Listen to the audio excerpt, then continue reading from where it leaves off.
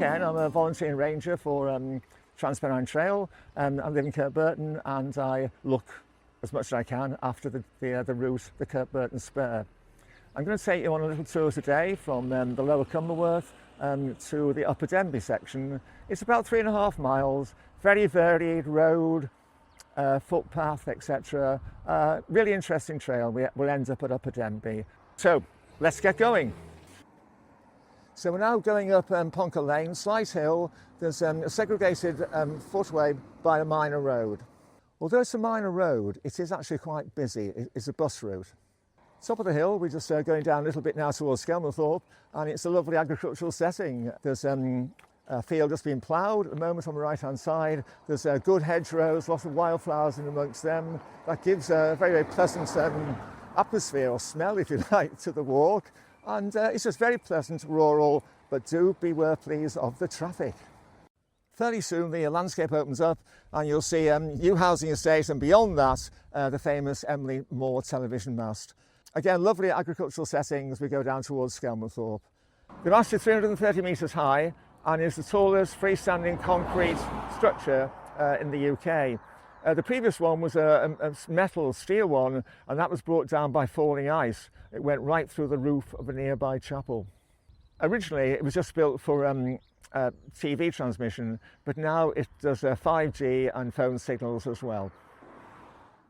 We've done about half a kilometre now, and we're reaching some pavements on the edge of the road as we come to the speed limit sign going down towards Skelmanthorpe.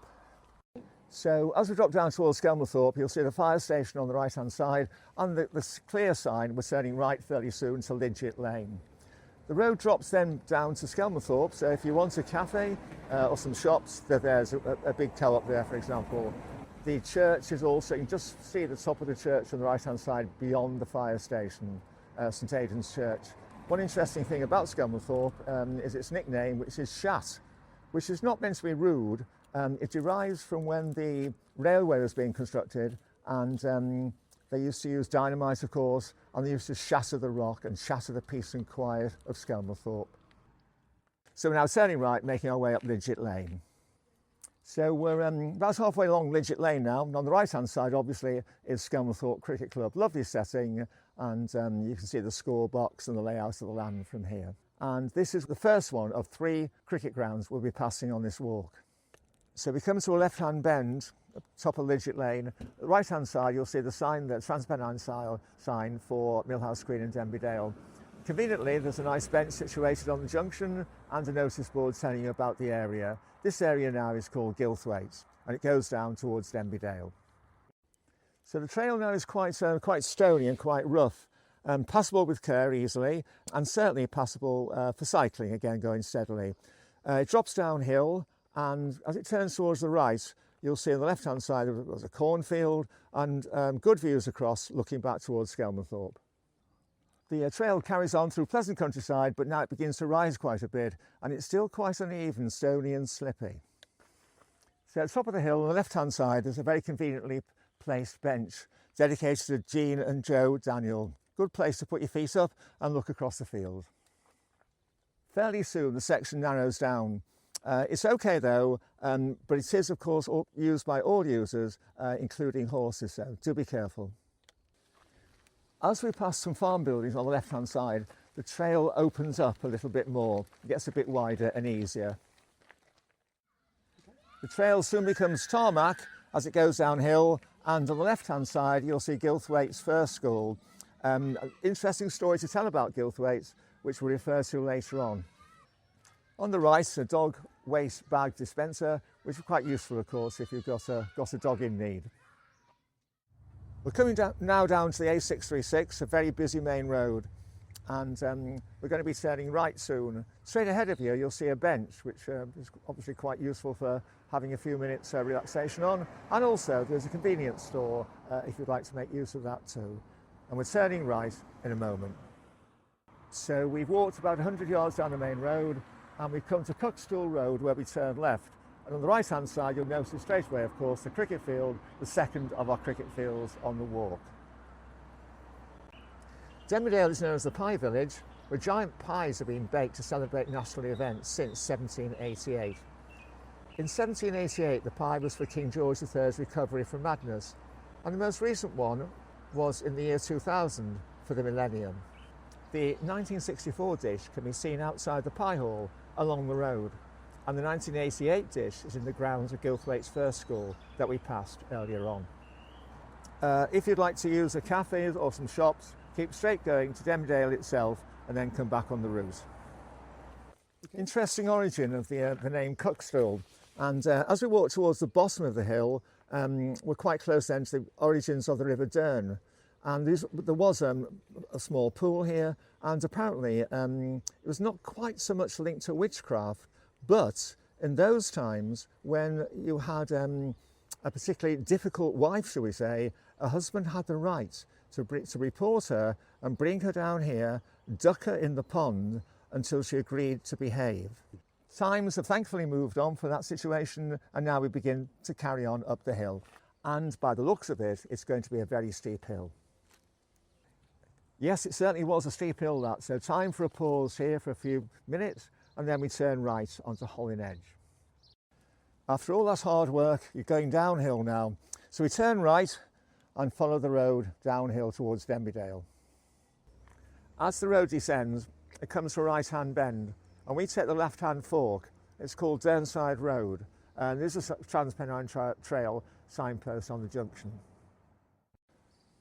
We're now on a minor road, winding pleasantly through the outskirts of Denby Dale, and in the distance, looking straight ahead, you can see the viaduct, which we'll soon be coming to. As we drop down the hill, on the right-hand side, you can see Springfield Mill, a lot of individually owned shops. Also, I have it in good authority, you can get a really good cup of coffee there as well. It's the only coffee shop on the whole trail. Leaving Springfield Mill, we turn right on Bank Lane, walking up towards the viaduct. Fairly soon you get good views of the viaduct, and there's a tennis club on the right hand side. So now we walk up Bank Lane to the junction with Barnsley Road, where we turn right and go under the viaduct. The viaduct is fascinating. It's a Grade 2 listed building, and it takes the Penistone line from Huddersfield to Sheffield. Built in 1880, and originally it was a timber one, because apparently there was a stonemason strike, so they couldn't get the stonework done. The interesting arch is the final one that crosses Barnsley Road. As you can see, it's different. It's had to be skewed round to cross the road at an angle. Very, very clever piece of work. It's 21 arches, and it costs £27,650 to build. It's about £3 million in today's money. It took 2.5 years to build. So right under the viaduct, you'll see a footpath on the left-hand side going up Bank Hill.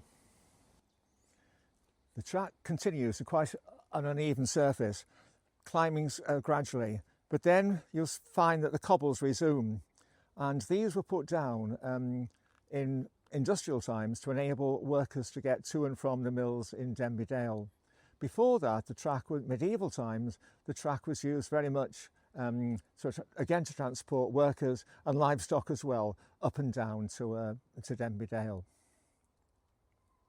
As we near the top, the track levels off nicely. On your left-hand side, there are wheat fields, and you can look across them to see the beginnings of the first village buildings at Upper Denby. If you swing back towards the left, as far as you can look, you can just see the white roofs of some of the buildings in the Wakefield area. We follow the track round to the right and carry on for a few more yards until we come to a tarmac road, where we turn left. So we come to the end of the road with the junction with Denby Lane, where we turn right and move on towards, you'll see an old phone box there which houses a defibrillator, and next to it a dog poo bag dispenser and book library. So it looks like being a very well looked after village. Although the section actually ends here, further up the village is a really interesting green with a very, very informative information board. Also, just up from where we are now by the telephone box, on the right hand side is the lane that goes down to the third of our cricket grounds, Upper Denby Cricket Ground. We've now come to the end of this section, the trail. We do hope you've enjoyed it, and we look forward very much in the future to seeing you using it and enjoying it with us. Thank you.